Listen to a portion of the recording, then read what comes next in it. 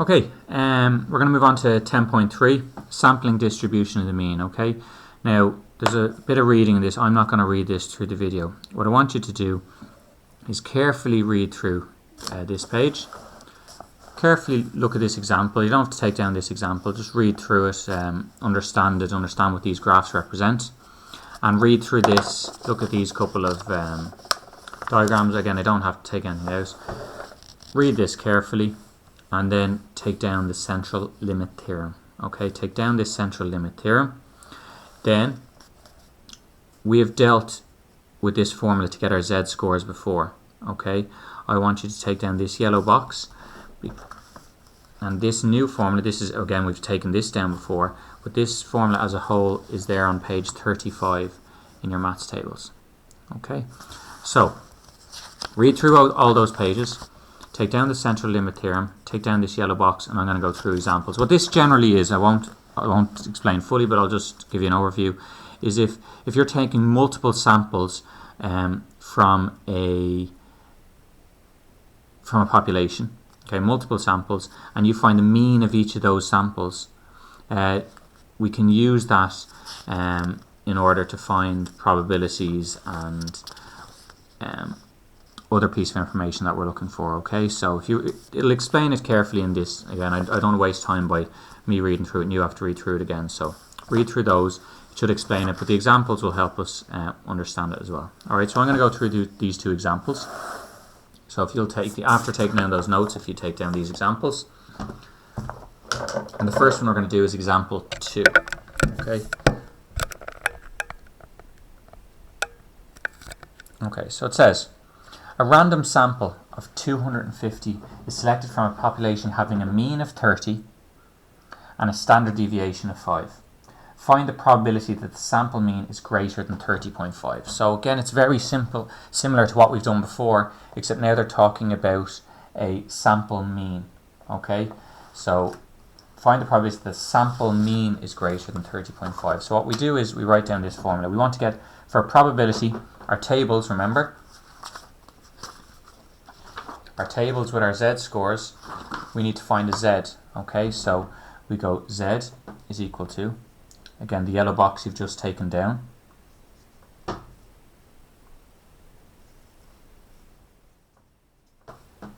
that formula, you've just taken down that formula, is equal to, okay, our mean is 30.5, okay, greater,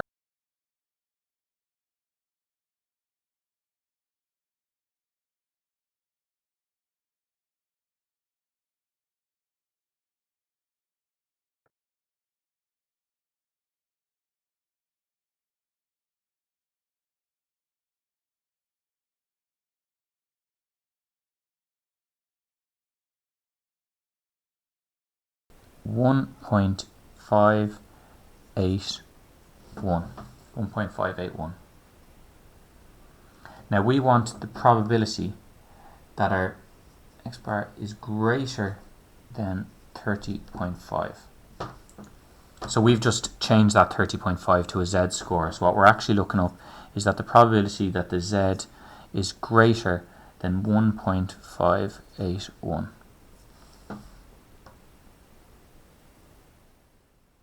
Okay, so remember when we did do this, we did a little diagram. So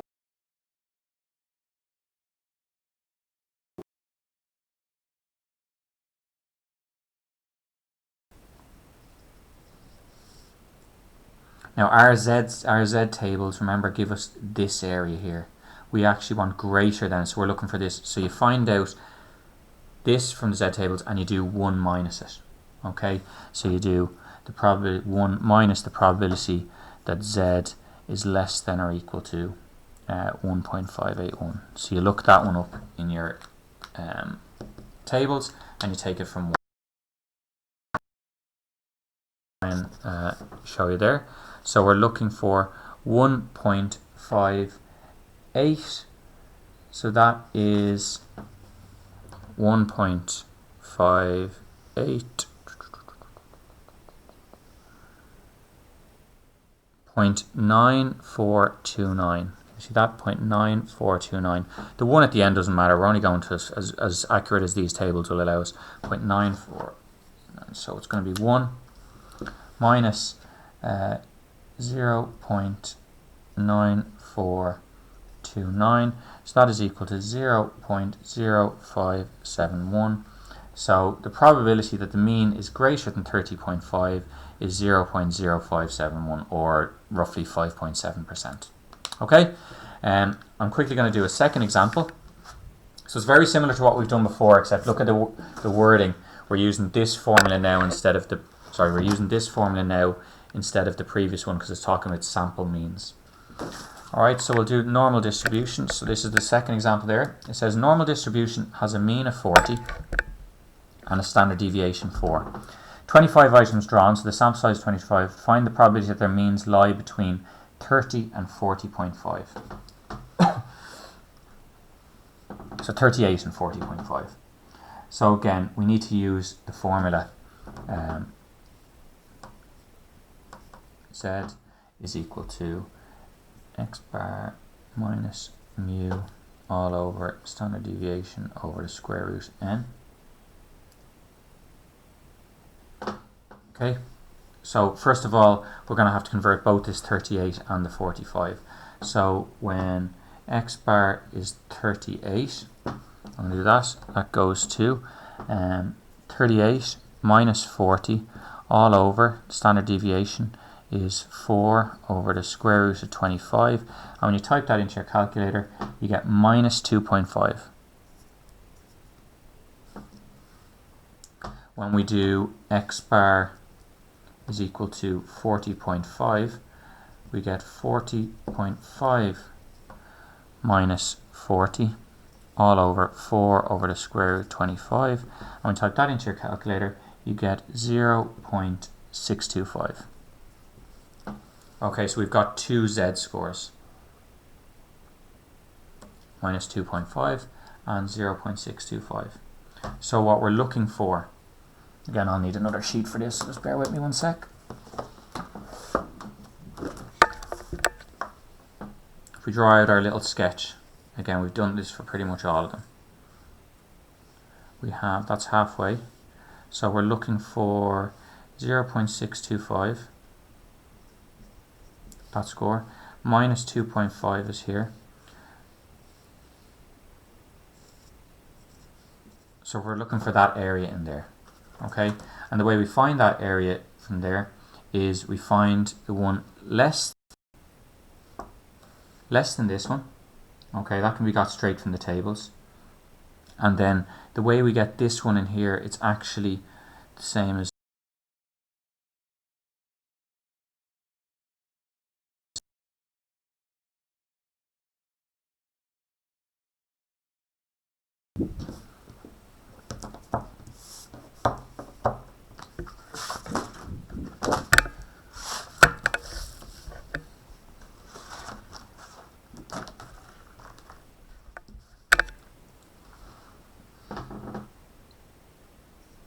so the probability that Z is less than or equal to 0.625, again from our maths tables, 0.6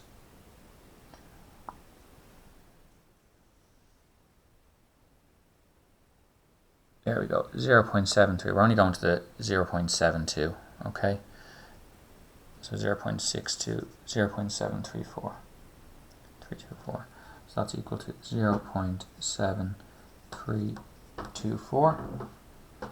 And again, the probability that Z is less than or equal to minus 2.5 is the same as saying the probability that Z is greater or equal to 2.5, and that's saying 1 minus the probability that Z is less than or equal to 2.5. So what we do there is, bear with me. We look up 2.5 in the table, so it's 1 minus, and again 2.5 in the tables is 0.9938.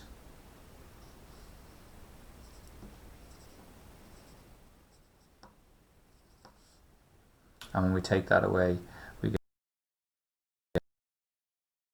6